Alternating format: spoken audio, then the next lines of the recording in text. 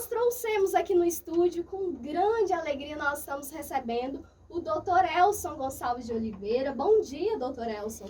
Bom dia, Cássia. Bom dia, ouvintes. Nosso programa será especial, nós falaremos bastante sobre a história de São Miguel do Passa Quatro, porque hoje nós estamos recebendo aqui no estúdio o primeiro prefeito de São Miguel do Passa Quatro. O Dr. Elson dispensa apresentações, né? Mas para você que nos ouve de outro lugar, está nos ouvindo também pelo YouTube, olha só, o Dr. Elson, ele é advogado, especializado em Direito de Família, pós-graduado em Direito Processual Civil e Constitucional, é advogado militante desde o ano de 1979. Em 2019, tomou posse como juiz do Tribunal de Ética e Disciplina da Ordem dos Advogados do Brasil, seção de Goiás. Foi assessor jurídico dos municípios de Vianópolis, São Miguel do Passa Quatro e Cristianópolis. Já foi professor, diretor, secretário municipal de educação, é o fundador do jornal 19 de Agosto, cofundador da Sociedade Vianopolina de Cultura, membro da União Brasileira de Escritores de Goiás e da Academia de Letras, Artes e História de Silvânia e da Pastoral da Família da Igreja Católica. Então, assim, é muita história, muito trabalho, é uma jornada muito bonita que o Dr. Elson tem. E ele já escreveu diversos livros, dentre eles o livro que conta a história do nosso município. Além disso, ele foi o primeiro prefeito, como nós já citamos, e também ele foi eleito vice-prefeito durante os anos de 2013 a 2016 e também governou aí durante 14 meses à frente da prefeitura. É muita história, é muito bate-papo, nossa conversa aqui hoje vai ser muito boa. Eu estou muito feliz de receber o Dr. Elson aqui.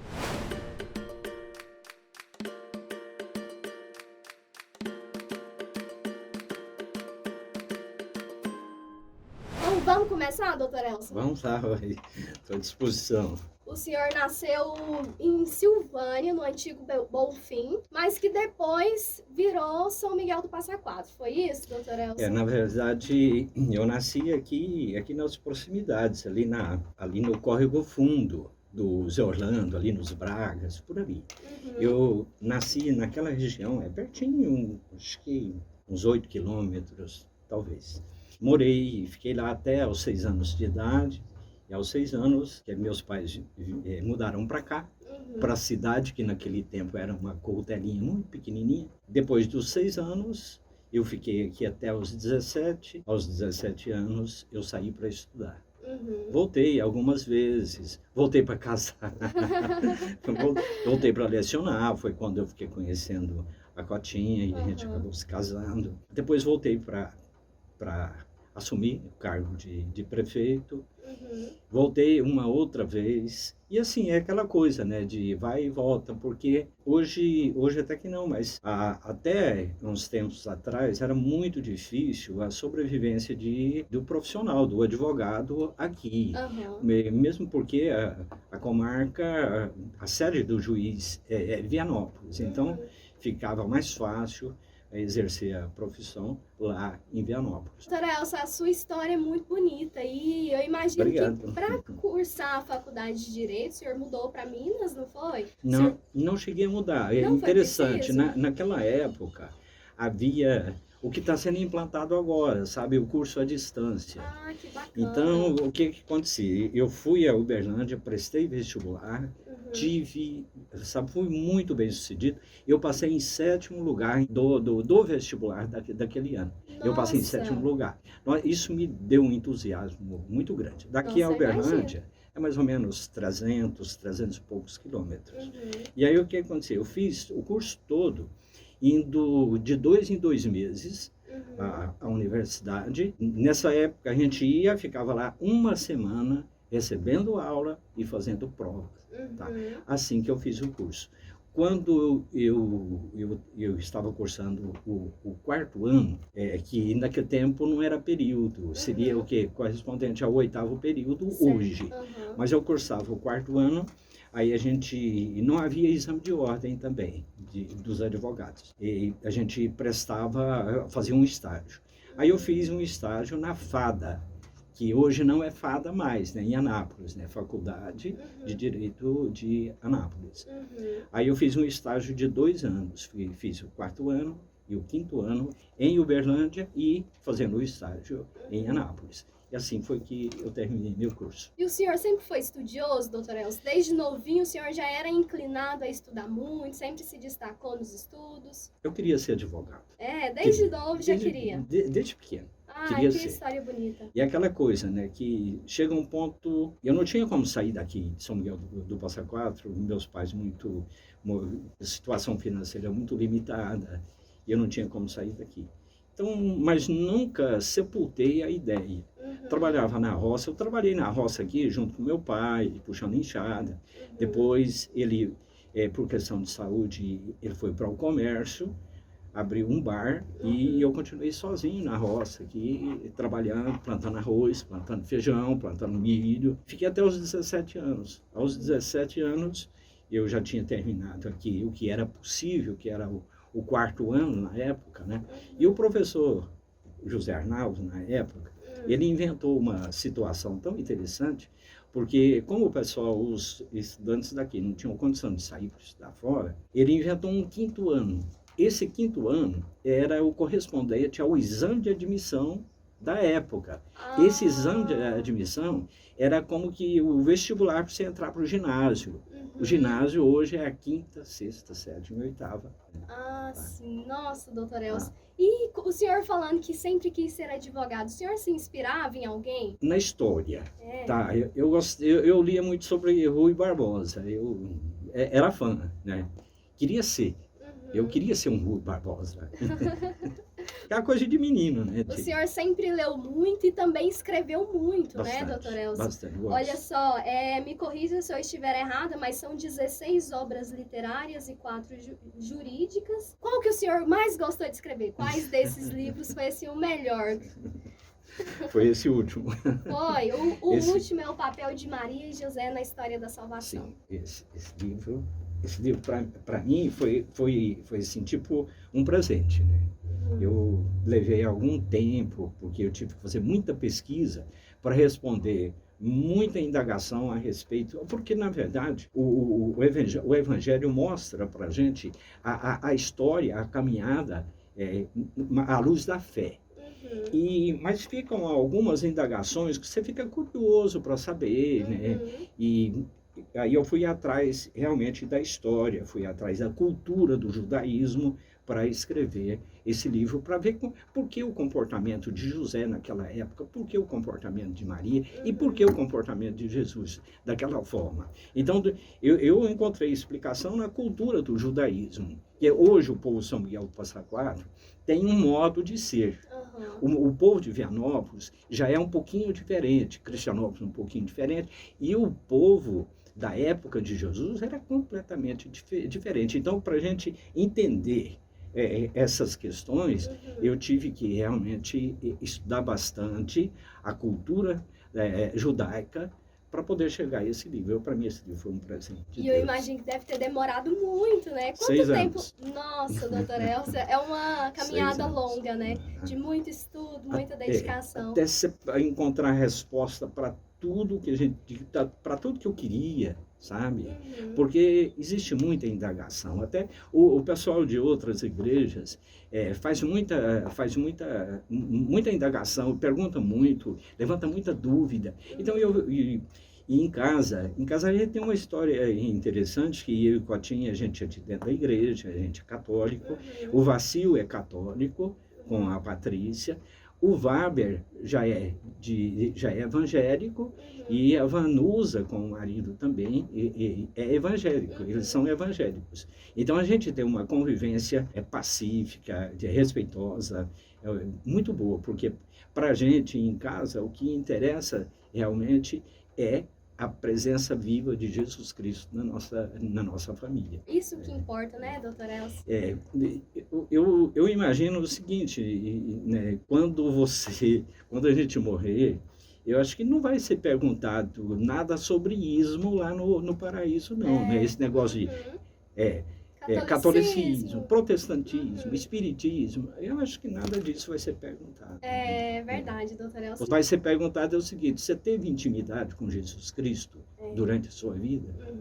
É verdade. E, doutor Elcio, assim como foi muito difícil escrever esse livro, eu também imagino que foi muito difícil apurar a história de São Miguel do Passa Quatro.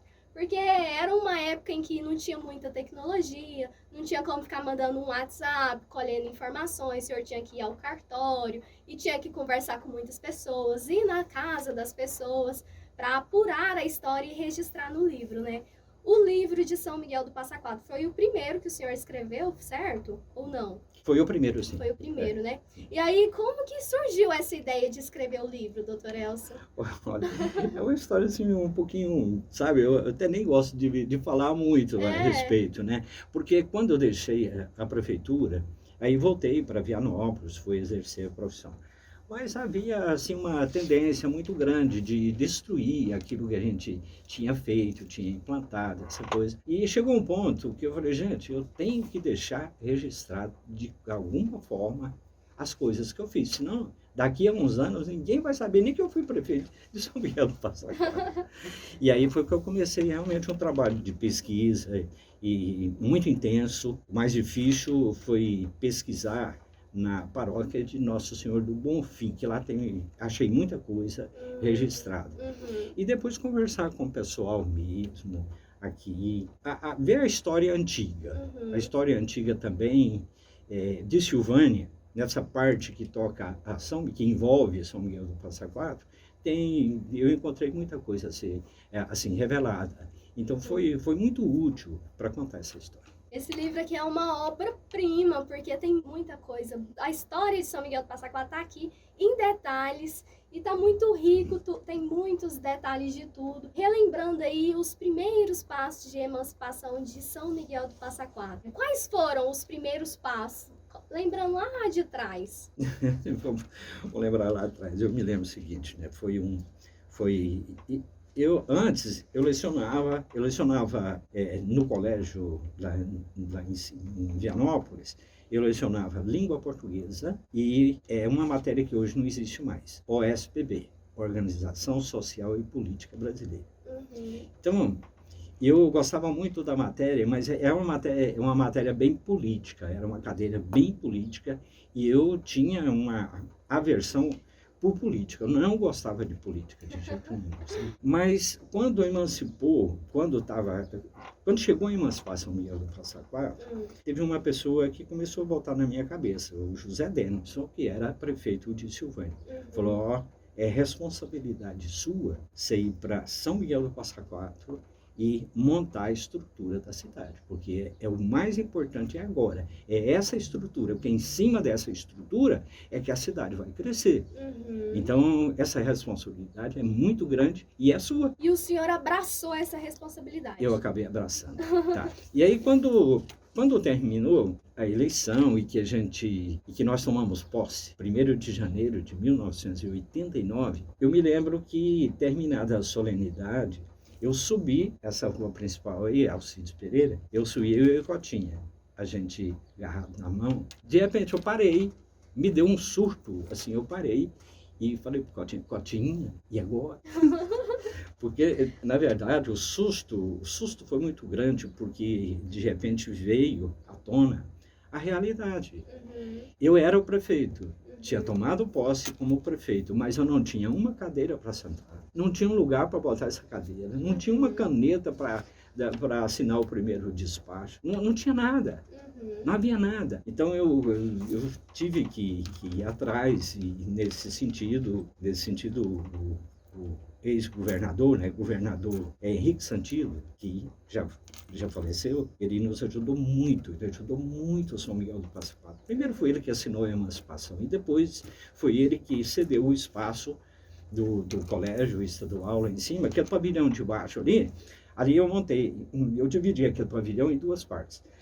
Na parte de cima eu montei a prefeitura, com toda a estrutura da prefeitura, e na parte de baixo a Câmara Municipal, tudo no pavilhão. Era o que tinha ali, eles tinham que jogar com as cartas que havia no momento, né, doutor Elcio? Não tinha outra coisa a fazer, sabe? Foi muito, era assim uma situação muito interessante, muito perigosa, muito duvidosa, muito, a gente tinha hora que a gente tinha dava um medo muito grande, né? Mas eu sempre tive muita fé em Deus. E deu certo, graças a Deus, né, doutor Elcio? Olha só, o senhor comentou aí que o senhor não gostava muito de política e eu trouxe aqui um apoio escrito para ler. Vou ler um trechinho que o senhor escreveu. Jamais imaginei entrar para a política. No entanto, diante da emancipação de minha terra natal, onde cresci e de onde guardo as melhores lembranças da infância e da adolescência, contando ainda com o assédio insistente de amigos e de pessoas de bem que tinham ideias compatíveis com a minha, para o bem do município recém-criado, mesmo morando fora e tendo de interromper uma carreira profissional já exitosa no campo da advocacia, decidir dar minha parcela de contribuição. Eu me sentia como um soldado que é convocado para a guerra. Não tinha como recuar. E realmente o senhor fez uma analogia aqui muito boa, porque realmente o senhor estava entrando numa guerra, né? Não tinha, como o senhor mencionou, não tinha caneta, não tinha nada, não tinha prefeitura, então tinha que começar tudo do zero. Realmente era uma batalha, né, doutor Elcio? Como que foi essa experiência? Então, olha, eu me lembro que quando nós preparamos o espaço do pavilhão lá do colégio, enfim, a gente tinha o prédio da prefeitura. Mas, e os móveis? Tá? Como que vocês fizeram? E dinheiro para comprar isso, que não tinha um tostão, não tinha nada. Eu me lembro, eu comprei tudo a prazo. Foi tudo fiado, tá? Toda a estrutura de móveis, essa coisa, da prefeitura e da Câmara, eu comprei tudo fiado.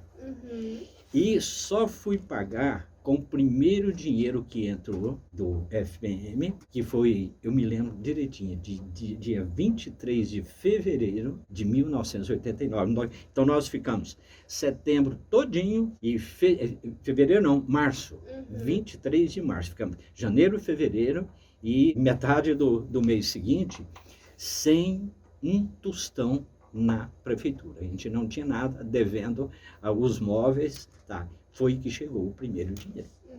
E, doutor Elcio, a gente falando dessa história assim, hoje, graças a Deus, nós vivemos numa cidade próspera, mas isso só acontece graças a essa história que está registrada aqui no livro, graças ao caminho percorrido daquela época, né? E para isso, além do senhor, teve várias outras pessoas envolvidas, né? Sim, não é essa dúvida. Quantas pessoas, né, que colaboraram, porque eu não fiz isso sozinho, evidentemente, né? Interessante a gente ler a história, que a gente fala assim, nossa, olha, fulano ajudou a trazer energia elétrica, fulano foi o primeiro professor, fulano foi o primeiro comerciante. Então é muito bonito de ver e é muito, muito bom que o senhor registrou essa história para que nós possamos conhecer mais, né? É verdade, verdade. No dia que o senhor tomou posse, foi no seu discurso de posse, o senhor falou, e está aqui registrado no livro, eu vou ler esse trechinho aqui também, que eu acho que vale a pena. O senhor escreveu, perguntaram-me certo dia, por que vocês querem a emancipação? Aí o senhor respondeu, ora, queremos ser livres, queremos cuidar pessoalmente do nosso destino, queremos mostrar que temos competência, que somos dotados de autossuficiência para enfrentar os desafios e resolver nossos próprios problemas. Doutor Elcio, naquela época, tinha alguém que não queria que São Miguel do Passa Quatro fosse emancipado?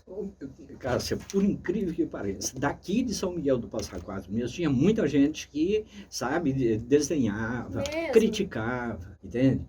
E eu me lembro que quando era menino, brincando aqui nas ruas, aqui de São Miguel do Passa Quatro, no patrimônio de São Miguel, não é São Miguel do Passa Quatro, eu me lembro que tinha muita gente que torcia para que Passa Quatro se transformasse em patrimônio da Pirraça. Não sei se você já ouviu a história do patrimônio da Pirraça. Foi uma povoação que começou ali entre Bela Vista e Cristianópolis, chamada Heliópolis, me parece.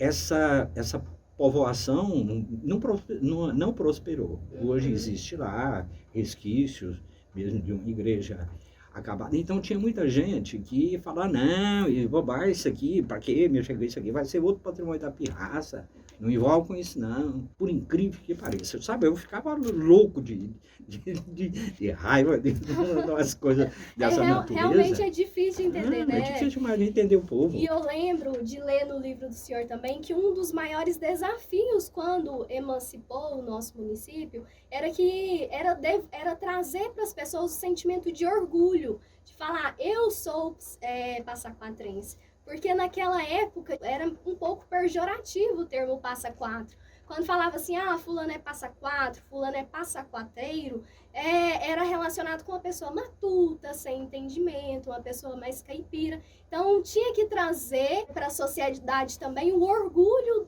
o sentimento de alegria por ter um município de São Miguel do Passa Quatro, né, doutor Elcio? E aí vocês criaram o jornal O Patrimônio. Como que foi? De onde surgiu essa ideia? Como que foi esse momento, doutor Elcio? Então, a questão de ser passaquateiro, né? Não é meio pejorativo, não. Naquela época era vergonhoso você falar que era passaquateiro. Nossa, você não podia falar que você era de São Miguel do Passa Quatro, que tinha gente que ria na sua cara, sabe? E era sinônimo de gente que não tinha capacidade, de gente limitada, essa coisa, entende? Então, essa autoestima, eu senti que a gente precisava trazer isso para o povo de São Miguel do Passa Quatro, para todo mundo ter não vergonha de dizer que era, não passaquateiro, mas passaquatrense, que é o termo correto, né? Sei. Mas ter orgulho disso. E hoje, graças a Deus, parece que a gente conseguiu, né? Sim. Eu, por exemplo, tenho orgulho de dizer, não, eu sou passaquatrense. Eu nasci, como você falou que eu nasci em Silvânia, naquela época eu nasci aqui, foi aqui, que no território que hoje é São Miguel do Passa Quatro, mas naquele tempo era Silvânia. E aí na certidão de nascimento fica registrado como Bonfim? Fica como Silvânia. Na minha documentação e na documentação de todos os passaquatrenses que nasceram antes da emancipação, você pode olhar que está escrito no documento o seguinte: naturalidade Silvânia. Pois é, doutora Elcio, olha aí que interessante o nosso bate-papo de hoje. E falando ainda do termo passa quatro, passaquatrense, outra história muito bonita que o senhor traz no livro também é sobre a origem do nome da nossa cidade, São Miguel do Passa Quatro. O São Miguel vem do nosso padroeiro São Miguel Arcanjo e o Passa Quatro, doutor Elcio. Mas, se você me permite, eu quero voltar um pouquinho na pergunta sua anterior, só para contar uma coisa que eu não sei se... nem me lembro se eu coloquei no livro isso. É que essa autoestima de dizer que a gente morava numa cidade já emancipada e em franco desenvolvimento, surgiu a ideia de construir uma praça bonita, uma praça bem ajardinada. E naquela época, as pessoas saíam de fora para vir casar aqui no Passa Quatro, só para tirar foto do coreto, tirar foto daquelas árvores bonitas, sabe, que estavam em ascensão. Você vê, tem fotos disso, eu tenho fotos lá dessa época. O pessoal, com aquele orgulho, né? Sai da igreja, termina o casamento e vai lá para a praça tirar. É um sentimento muito bom, muito, né? Muito. Antes de passar para a próxima pergunta, eu lembrei aqui do Jornal Patrimônio. O que mais tinha no Jornal Patrimônio? O que vocês mais compartilhavam nesse jornal? A história. A gente contava casos, sabe? E ficava por conta do Vacil, né? Que ele era recém-jornalista. Ele tinha formado logo naquela época. E ele era o principal redator do jornal. E a gente contava a história, aproveitava para contar também os detalhes do dia a dia da administração e o dia a dia mesmo da vida aqui em São Miguel do Passa Quatro, né? A história das pessoas que moram aqui. Eu até estou coletando a história de cada um desse pessoal antigo, né? Que são o que a gente denomina de pioneiros. Eu já coletei bastante, mas ainda falta alguma coisa, E pode ser que no futuro até eu publique a história de cada um desses personagens. Nossa, doutor Pode ser Elcio, que coisa boa. E foi uma ideia maravilhosa esse É, jornal, porque foi, como que não pega orgulho da cidade, né? Ela tá ali lendo a história. Então, Foi uma ideia genial. Então, Uhum. agora passando Sim, agora vamos pro nome da cidade de São pro Miguel do nome da Passa Quatro. De cidade, onde né? surgiu esse nome? Como que é essa história? Pois é, no passado já bem remoto, não havia estrada, essa coisa de estrada, e automóvel também não havia. Mas o que imperava aqui nessa região, que quando terminou, foi extinta a questão da mina de ouro, tanto em Santa Cruz quanto em Bonfim, naquele tempo, o pessoal foi obrigado a sair para fazendas, né?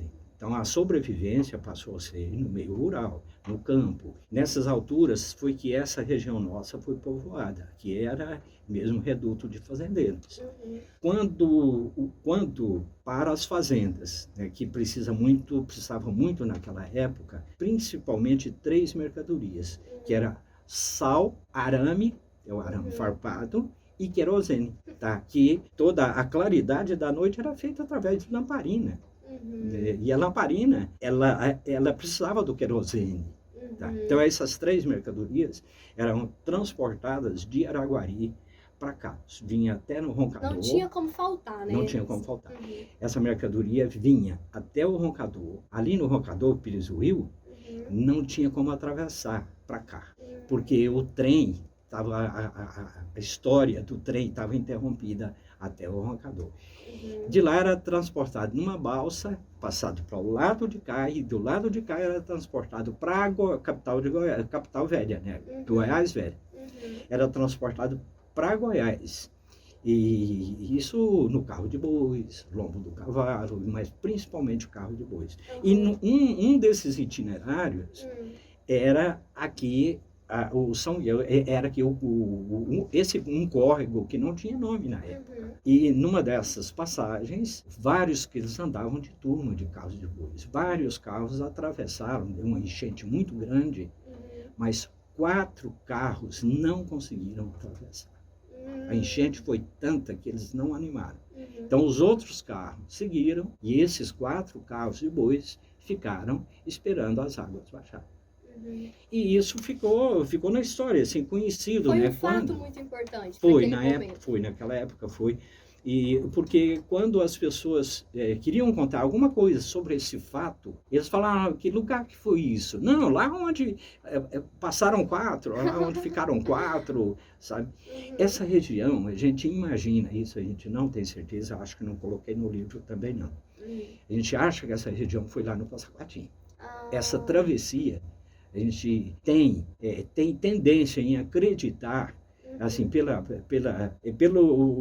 desabrochar mesmo, encaminhamento da história, a gente acha que foi no Passa Quatro. O certo é que, na verdade, não é que os outros carros passaram, que somente 4 carros conseguiram atravessar. Os outros não. É o contrário do que eu disse. Tá? Somente 4 carros passaram o rio. Os outros carros não conseguiram passar.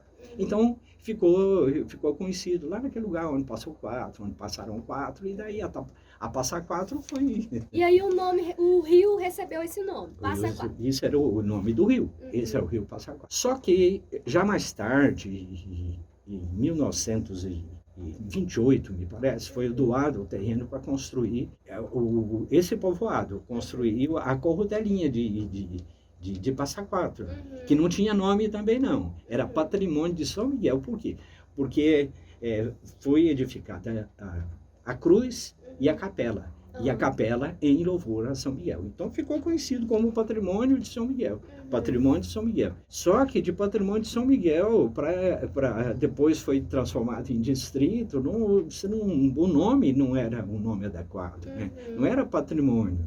Mas patrimônio, que patrimônio é esse? Que São Miguel é esse? Porque tem tanto São Miguel, tem em São Paulo, tem no Ceará, tem em Minas Gerais, tem em São Miguel. Mas que São Miguel é esse? Olha, São Miguel do Passa Quatro, quer dizer, a proximidade do rio. E aí pegou. Pegou. Antigamente era tudo muito mais difícil, né? A gente fala, quando a gente fala antigamente, é um passado aí não muito distante, é recente. A gente está falando aí de poucos anos atrás. E eu lembro de ler no seu livro que o senhor fala que antigamente, para ouvir o rádio, precisava ouvir no fone de ouvido, era individual. Para vestir roupa, precisava plantar o algodão. Para saber das notícias que aconteciam em São Paulo, por exemplo, tinha que esperar um mês para a notícia chegar, então era tudo mais difícil. E a gente vê o quanto as coisas têm mudado muito rápido. Então a história tem evoluído muito rápido e um dos grandes motivadores é a internet, né? A tecnologia. O senhor se assusta com a rapidez com que as coisas estão mudando, doutor Elson? Realmente é um pouco, assim, assustador. Porque, sabe, Cássia, eu faço sempre uma comparação, o seguinte, do pessoal que é da era da tecnologia, né, da era da internet, e o pessoal antes da internet. Uhum. Eu mesmo, quando eu comecei a trabalhar, foi na máquina de escrever, aquela maquininha portátil, aquela coisa difícil. O meu primeiro computador foi em 2004, foi que eu adquiri. Então, o avanço foi muito grande e a gente nós não estávamos assim preparados para administrar isso, para conviver com esse avanço. Por isso, até mesmo o celular foi de repente, a gente não estava preparado. E eu acho que até hoje as famílias não têm ainda aquele preparo para educar filho com o celular na mão. Sim. Tá? Mas isso é próprio mesmo de uma época. Então foi muito de repente, isso foi um grande complicador. Mas veio para o bem, né? Isso realmente ajuda muito. Porque a maldade do celular, a maldade da televisão, a maldade da mídia em si, ela existe por culpa nossa. Né? É opcional, né? Ou você vai pelo caminho do mal, ou você envereda pelo caminho do bem. Isso cabe a cada um. E de acordo com a formação de cada um. E essa formação aqui, ela é fundamental. Eu vejo que eu aproveito para lembrar aqui ao povo do Passa Quatro a memória do professor José Arnaldo, porque o professor José Arnaldo foi o professor que preparou, que educou o povo de São Miguel do Passa Quatro para receber a emancipação. A gente não estava preparado para isso. Aqui tem uma brincadeira que é um senhorzinho aqui da época, que quando ele viu o Patrol a primeira vez, ele quase morreu de susto. Patrol, você imagina, né? Então, agora, você imagina esse pessoal com a internet hoje, né? Com a mídia hoje, como que avança, quer dizer, é muito grande a sensação de mudança. E você muitas vezes não dá para acompanhar. Isso é mais fácil para você, que é da era da internet. Quem nasceu na era da internet, na era do celular, não tem dificuldade de manusear tudo isso. Mas nós, outros, que somos da era antiga, a gente aprende porque tem que aprender, mas é difícil. Eu imagino, doutor Elson. E assim como era muito difícil, como a gente citou esses exemplos, também era muito difícil na área da saúde, né? Sim, eu lembro de ler no seu livro, era muito difícil, não tinha como fazer diagnóstico. As pessoas morriam de morte repentina, morriam por sangramento, morte de dor, colapso, congestão. Então era muito difícil em relação à saúde daquela época, né? Pensando nesse âmbito. E outro fato também curioso era que as pessoas que faleciam, elas eram transportadas a pé em banguês, que é um resquício da escravidão, né, doutor Elson? O senhor poderia comentar com a gente um pouquinho sobre essa época? A época do banguê. Isso.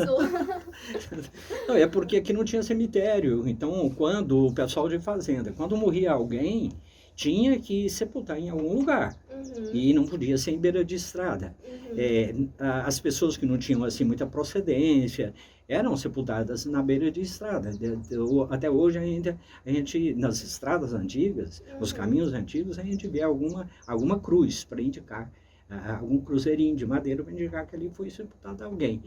Mas na época é o seguinte, pegava a pessoa de bem que faleceu, botava num banguê, que era um pano grosso, né, com duas varas, né, E aí duas pessoas botavam no ombro do lado de cá e duas pessoas do lado de lá. Então saía conduzindo essa pessoa a pé no banguê para ser sepultado.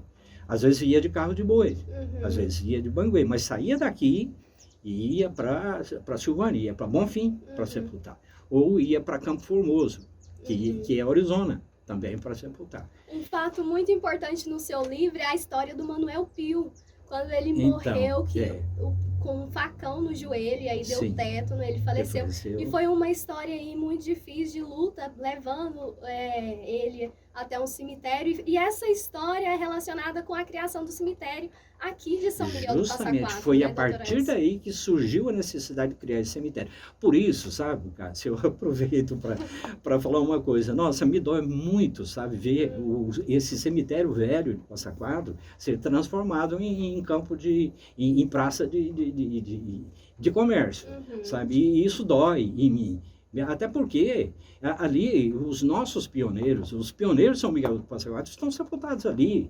Eu mesmo tenho um irmão sepultado ali, um irmão depois de mim. Tenho minha avó paterna é sepultada ali. Tá? Então me dói, sabe? Dói muito em mim ver o cemitério aí meio que abandonado e transformado em praça de comércio. Eu acho que a gente não merece isso, não. E esse cemitério, assim, o início da população, né? Justamente é um marco. É um marco, né? Foi assim, foi muito difícil. Eu lembro de ler no livro que foi muito difícil fazer o cemitério aqui. Teve que passar por várias aprovações, não foi nada fácil, né? Então, se você não preserva isso, daqui a 50 anos, que você vai ler a história, você vê que tudo começou com a construção do cemitério. O pessoal vai querer saber, mas aonde era esse cemitério? Tá? Então, eu acho, por que não preservar? É verdade, doutor Elcio. Muito bom lembrado. E olha só, doutor Elcio, a história também fala da doação das terras para São Miguel, para construir a cidade de São Miguel do Passa Quatro. Foi o Felipe da Costa que doou as terras, doutor Elcio? Toda a informação que eu tenho, eu tive muito cuidado com relação a isso, porque na época era um pouco difícil. Muitas vezes não eram registrados em cartório. Mas eu fui atrás disso e toda a informação que eu consegui foi que o Felipe da Costa e a Antoninha, eles doaram 2 alqueires de chão para construir o cemitério. Só porque, para fazer essa doação, eles compraram do Aurélio. Aurélio era um fazendeiro que tinha aqui na Capoeira Grande, me parece, sabe? Já no município de Bela Vista. Eles compraram esse terreno, esses 2 alqueires, mas não receberam escritura, não. Tá? E por isso a escritura foi passada direto do Aurélio para a Arquidiocese de Goiânia. Mas quem comprou e quem doou, toda a informação que eu pude ver registrada aqui, que eu consegui, foi de que realmente esse terreno foi comprado a dona Antônia, né, a dona Antoninha, na época, né, e o Felipe da Costa. Eles são os doadores. E justamente por causa dessa situação, que aqui não tinha nem como sepultar uma pessoa. Essa situação do Manuel Pio aí foi a gota d'água para que isso acontecesse. Entende? Na época do seu mandato, o senhor foi o primeiro prefeito. Na verdade, quando o município foi emancipado, foi em 1988. Mas precisava esperar 1º de janeiro de 1989, quando elegesse prefeito, vice-prefeito e vereadores, né? Então ficou um período aí de um ano. Pertencendo ainda à Silvânia. E aí eu lembro que o senhor fala assim no livro, era como se existisse município, mas não existisse. Era como se nós estivéssemos emancipados, mas ainda éramos de Silvânia. Foi um momento muito difícil, né, doutor Elcio? Muito, muito difícil, sabe? Até mesmo porque Silvânia não tinha mais nenhum interesse por nós, né, por São Miguel do Passa Quatro. E a gente não tinha como reagir. Então foi um período assim de inatividade mesmo. A gente não podia fazer nada, absolutamente nada. Doutor Elcio, a dona Cotinha também fez um papel importantíssimo, né, ao lado do senhor na administração de São Miguel. Fundamental, sabe? Não só pelo apoio, que eu não teria feito absolutamente nada sem a ajuda dela, né? Sem o companheirismo e o trabalho dela, que foi importantíssimo. Tanto é que, assim, a primeira preocupação nossa, uma das primeiras preocupações quando assumimos, foi de fazer um cadastramento das famílias pobres, das famílias necessitadas aqui da região, da cidade, e que a gente precisava atender. Né? E tanto nesse primeiro momento ali, quando o senhor foi prefeito a primeira vez, quanto depois, posteriormente, né? Posteriormente. Que ela também fez um trabalho muito bonito. E olha só, doutor Elcio, o senhor pensa em escrever mais livros? Eu gosto muito de escrever, né? Eu não gosto de viajar, tá? Não gosto. O senhor é mais caseiro? Sou caseiro, eu gosto de ficar em casa. E a Cotinha também gosta de ficar em casa, então a gente acaba ficando em casa. E em ficando em casa, tá, eu me divirto muito escrevendo, sabe? Eu tenho um livro pronto, que eu devo publicar, acho que daqui mais um tempo, né? Porque eu publiquei esse agora, esse livro aqui, saiu em 20, foi publicado agora dia 24 na noite de Natal. Aliás, foi publicado na missa de Natal lá em Vianópolis. Ah, que lindo, hein? O padre Sérgio, que é o vigário lá, ele que fez o prefácio do livro, ele achou de fazer a publicação do livro lá em plena missa. Olha, que lindo. Não, foi lindo, né? Eu fiz doação também de 50 exemplares para a PAI, tá? E eles estão, acho que já venderam tudo, né? Nossa, que bênção. Olha só, o livro que ele está falando é o papel de Maria e José na história da salvação. Justo. E eu te pergunto, doutor Elcio, qual que é esse papel? Para mim, o principal papel de Maria na história da salvação é fazer com que a gente nunca se afaste do Filho, de Jesus. Então, a gente observa que durante toda a trajetória de vida de Maria, o que ela nunca permitiu foi ficar sem a presença de Jesus. Tanto que, naquela visita feita por ocasião da Páscoa em Jerusalém, que o Evangelho mostra para nós, que a um dado momento ela percebeu que Jesus não estava presente entre as pessoas, já estavam voltando de Jerusalém. E ela ficou louca, ela ficou apavorada. Achou que ele estivesse com José. E José falou, não, também não via, não está comigo. Aí saíram os dois, louco, perguntando aqui e ali, gastaram 3 dias. 3 dias ela ficou sem Jesus. Ela quase morreu. Quer dizer, isso mostra para a gente que a todo momento, né, os pecados da vida fazem com que a gente perca Jesus. Né? E o que a gente tem que fazer? Tem que fazer do jeito que ela fez. Sair louco atrás, procurando ele de volta. É verdade. Tá? Então é isso. Para mim, a principal lição de Maria é essa. De ter dado Jesus e fazer com que a gente não consiga viver sem ele. E uma frase muito interessante que o senhor coloca ainda na capa do livro é: e se Maria tivesse dito não? Então, é mais um chamativo assim para a história, né? Mas... E realmente, e se Maria tivesse dito não, doutor Elcio? Tudo teria sido diferente. Né? Penso que, possivelmente, até hoje, não teria ainda a vinda do Salvador, como o Antigo Testamento mostra. Mas isso estaria fora de cogitação, porque pelos estudos que a gente fez, Maria foi preparada no paraíso para ser a mãe do Salvador. Então isso não aconteceria. É mais assim uma forma de chamar a atenção, né, para a leitura do livro. Mas eu tenho um outro livro prontinho, só porque eu não vou publicar agora, vou esperar mais um pouco, mesmo porque já publiquei esse nesse momento, né, atual. Outro livro conta a minha experiência da Covid. O senhor pegou a Covid, né? Ficou internado alguns dias? Fiquei internado no hospital Hahnemann, em Anápolis, durante 5 dias. Não fui para a UTI, mas quase morri. Os 2 primeiros dias eu não lembro de absolutamente nada. Nossa, doutor Elcio, e aí nesse livro o senhor conta a sua experiência? Conto minha experiência e algumas coisas aconteceram, sabe? Coisas assim espirituais. Eu conto nesse livro, tá? Nossa. O livro chama Meditações em Quarentena. Tá? Que eu não vejo a hora de Tá, ter esse já, livro eu em vou- mãos. Daqui mais um pouco eu vou publicar. Que Tá coisa pronto. boa. E, doutora Elsa, sua relação de fé em Deus esteve presente desde criança? Como que o senhor desenvolve essa fé no decorrer dos dias? O senhor sempre reza? O senhor sempre procura meditar? Como que é a sua relação, assim, com Deus? Para mim, a formação familiar é de fundamental importância. Eu me lembro que a gente saía lá da roça, você vê, eu não tinha, eu devia ter 4, 5 anos por aí, porque a gente saía lá da roça e vinha nas missas aqui no Patrimônio de São Miguel. Eu me lembro disso como hoje, a minha mãe falando sobre Nossa Senhora para mim, falando o quanto ela é importante, que ela era a mãe de Jesus, que Jesus era isso, era aquilo. Então, minha mãe contando, né, e falando de Nossa Senhora.